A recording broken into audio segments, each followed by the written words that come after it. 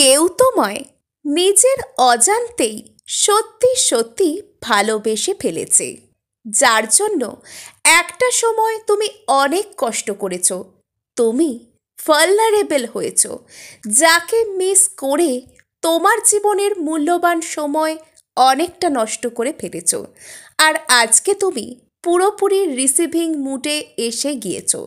তুমি বুঝতে শিখেছো জীবনের সঠিক মানেটা কী, জীবনকে কিভাবে বাঁচতে হয়।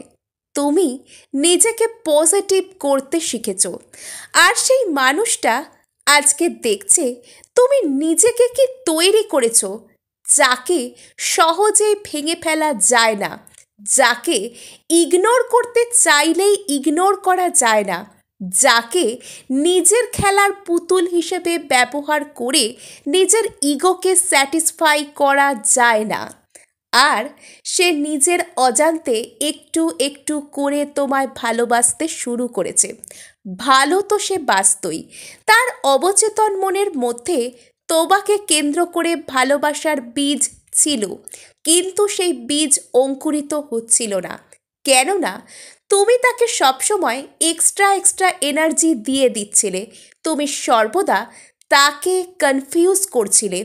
তোমার দিক থেকে এতটা এনার্জি, এতটা পিওর ফর্মে, এতটা স্ট্রং ফর্মে তার দিকে যাচ্ছিল যে সে সেটাকে গ্রহণ করার অবস্থায় সেই মুহূর্তে ছিল না, এবং তুমি নিজেকে সামলাতে পারছিলে না।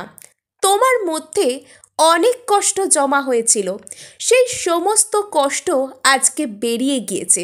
সেই সমস্ত কষ্ট আজকে তোমার চোখের জলের মাধ্যমে তোমার অন্তর থেকে পুরোপুরিভাবে একদম উপড়ে এসেছে। তোমার সমস্ত কষ্ট তুমি ঈশ্বরের কাছে কৃতজ্ঞতা স্বরূপ জ্ঞাপন করে দিয়েছ। তুমি আজকে নিজেকে নিয়ে কৃতজ্ঞতার ভাবনায় এসেছো। এর থেকে বড় রিসিভিং মুড আর কি হতে পারে? তুমি এখন আর এটা নিয়ে চিন্তিত নয় সামনের মানুষটা তোমাকে নিয়ে ঠিক কী ভাবে। তুমি এটা নিয়েও দুশ্চিন্তাগ্রস্ত নয় সে আদৌ কি তোমার কাছে ফিরবে, যদি ফেরে কিভাবে ফিরবে। এখন তুমি পুরোপুরি রিসিভিং মুডে রয়েছো। আর সেই জন্য তোমাকে আর এই সমস্ত প্রশ্নগুলো বিরক্ত করছে না, বরং তুমি বুঝে গিয়েছো আত্মার টান কোথাও না কোথাও গভীরভাবে রয়েছে। সেই মানুষটাও তোমার কাছে না থেকেও সারাক্ষণ রয়েছে। তার চিন্তাভাবনা, তার এনার্জি তুমি সর্বদা নিজের দিকে আকর্ষণ করতে এখন সক্ষম হয়ে গেছো। আর তার মূল রহস্যটা কি তা জানতে চাও? আজকে ইউনিভার্স তোমাকে সেটাই জানিয়ে দিচ্ছে। এর মূল রহস্যটা হলো তোমার নিজের প্রতি ভালোবাসা।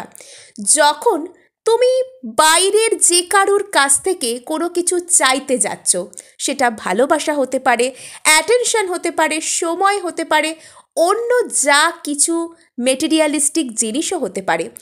যখন তুমি সেটা কারুর কাছ থেকে চাইতে যাচ্ছ, তখন সেটা তোমার মধ্যে নিডিনেস, অর্থাৎ আমার কাছে এটা নেই বলেই আমার তোমার কাছ থেকে এটা চাই, সেটাকে এতদিন রিপ্রেজেন্ট করেছে।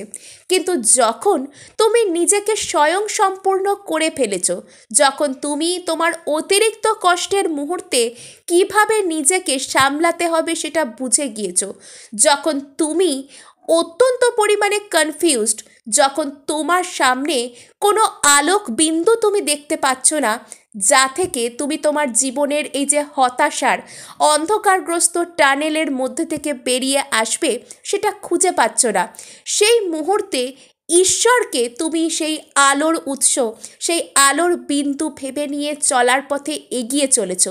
তাহলে ঈশ্বর কি করে তোমার সাথে খারাপ কিছুকে হতে দেয়? অথবা তোমার জন্য যা কিছু সত্যিই ভালো, যা কিছু তোমাকে জীবনে চলার পথে আরও বেশ কিছুটা এগিয়ে দেবে, সেটাকে ঈশ্বর কি করেই বা তোমার জীবন থেকে দূরে রাখে? তোমার তো এই সব কিছু পাবারই ছিল।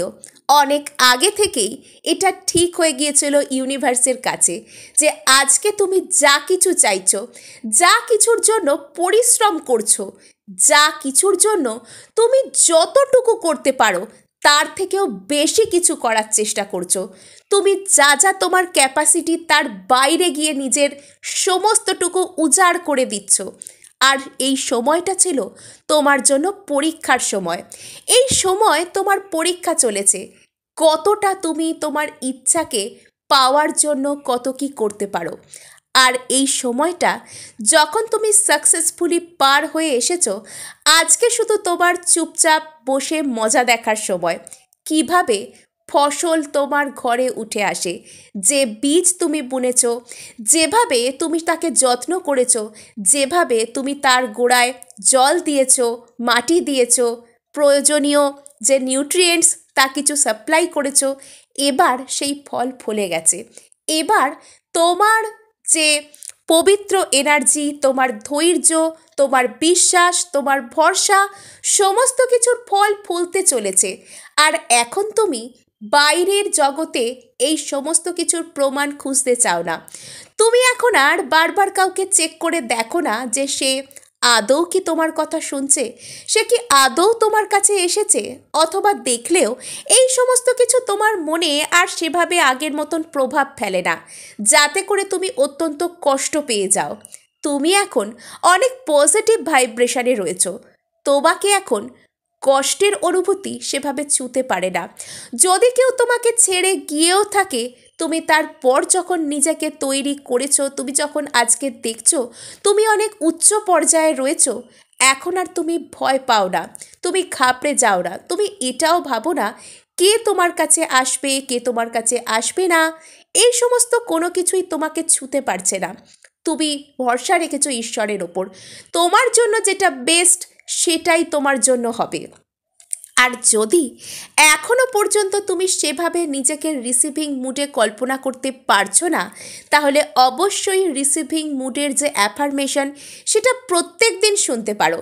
জীবনে সব কিছুকে অ্যাকসেপ্ট করার জন্য শুধু অ্যাকসেপ্টেন্সের ভাবনাই দরকার হয়, আর কোনো কিছুর দরকার হয় না। আর এই অ্যাকসেপ্টেন্স, এই গ্রহণ করে নেওয়ার মানসিকতা কোথা থেকে আসে জানো? আমরা যে প্রত্যেক দিন প্রার্থনা করছি, প্রার্থনা করার পর সেই জিনিসটা যেটার পিছনে আমরা দৌড়চ্ছি সেটাই কি সঙ্গে সঙ্গে পেয়ে যাচ্ছে, এটাই কি আমাদের দেখবার বিষয়? না, বরং ওই প্রার্থনাটা করার পর আমাদের কতটা ভালো লাগলো, ঈশ্বরের সাথে দিনে একটা মিনিট হলেও কানেক্ট করার পর আমরা কতটা শান্তি পেলাম, আমরা আমাদের কাছে যতটুকু রয়েছে ততটুকুর জন্য ঈশ্বরকে, উপরওয়ালাকে, গড, যাকেই তুমি বিশ্বাস করো তাকে কতটা ধন্যবাদ দিলে, যতটুকু তোমার কাছে রয়েছে। আজকে তোমার কাছে মাথার উপর শান্তির ছাদ রয়েছে, আজকে সকাল থেকে তোমার ঠিকঠাক খাওয়া দাওয়া হয়েছে, আজকে তুমি যতটুকু নিজের জন্য করতে পেরেছো, তার জন্য যখন তুমি একটা কৃতজ্ঞতার ভাবনায় এসে গিয়েছো, তখন তোমার কাঙ্ক্ষিত বস্তু, ব্যক্তি, অবস্থা তোমার থেকে আর বেশিক্ষণ দূরে নেই, বরং আজকে তারা তোমাকে পাবার জন্য চেষ্টা করছে। আজকে তুমি এমন শক্তির আধার হয়ে উঠেছ, তোমার মধ্যে নারী ঊর্জা, পুরুষ ঊর্জা এমনভাবে ব্যালেন্স হয়ে গেছে যে আজকে তুমি যাকে চেয়েছো এতদিন, সে তোমার কাছে আসার জন্য নিজেকে তৈরি করছে। আর এই মুহূর্তে বাইরের দুনিয়ার কাছে এর প্রমাণ খুঁজতে যেও না। কখনো নিজে থেকে রিচ আউট করে তুমি যে অবহেলিত বোধ করবে, এই সমস্ত চিন্তাভাবনা করতে যেও না, বরং নিজের কাছে স্বচ্ছ থাকো, নিজের কাছে পরিষ্কার থাকো। যা কিছু তোমার জন্য ভালো, যা কিছু তোমার জন্য সঠিক, সেটা যত দেরি করেই হোক অথবা তাড়াতাড়ি হোক, ঈশ্বর তোমার কাছে পাঠিয়ে দেবে। তাই তুমি আজকে সেভাবে আর ভাবিত নয়। তোমার হয়তো কারোর একজনের জন্য টেকনিক করতেও আর সেভাবে মন চায় না। তুমি নির্দিষ্ট কোনো দেবী দেবতা অথবা তোমার পছন্দের কারোর চ্যান্টিং শুনছো, এবং সেটার মধ্যে থেকেই তুমি হাই ভাইব্রেশন পাচ্ছ। আর সামনের সেই মানুষটা আজকে তোমার সামনে এসে দাঁড়ানোরও তার ক্ষমতা নেই, কেননা তোমার সাথে সে ভাইব্রেশন ম্যাচ করবে তবে তোমার সামনে এসে দাঁড়াতে পারবে। তাই আজকে সে নিজের উপর কাজ করছে। কোথাও গিয়ে তার অবচেতন মনের মধ্যে সারাক্ষণ তুমি চলছো, আর তোমার সামনে আসার জন্য, চেতন মনে তোমাকে আনবার জন্য সে নিজের উপর কাজ করছে। নিজের উপর এই যে কাজ করা, এটা একটা প্রসেস।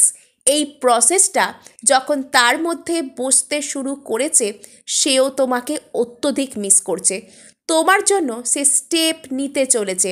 সে তোমার সামনে এসে দাঁড়াতে চায়, তোমার সামনে এসে সমর্পণের ভঙ্গিতে ভালোবাসাকে প্রকাশ করতে চায়। কেননা তুমি প্রথম থেকে শেষ পর্যন্ত ঈশ্বরে সমর্পিত। তুমি প্রথম থেকে শেষ পর্যন্ত সততার কাছে সমর্পিত। তুমি প্রথম থেকে শেষ পর্যন্ত নিজের ট্রু ফিলিংসের কাছে, যা কিছু তুমি অনুভব করো সেটাকে তুমি নিজের মনের মধ্যে আটকে রাখো না। তুমি নিজের ইমোশনকে ছুঁতে পারো, তুমি এখনো পর্যন্ত মনের আঘাতকে বুঝতে পারো। এটা তোমার দুর্বলতা নয়, এটা তোমার সক্ষমতা। সরলতা তোমাকে কখনো পেছনে ঠেলে দেয়নি, সরলতা তোমাকে চলার পথে আরও এগিয়ে দিয়েছে। এটাকে সেলিব্রেট করো, শান্তিতে থাকো, সুখে থাকো, অনেক ভালো থাকো এবং জীবনে পজিটিভিটিকে অ্যাট্রাক্ট করতে থাকো। আজকে এটুকুই, দেখা হচ্ছে নেক্সট ভিডিওয়। ধন্যবাদ।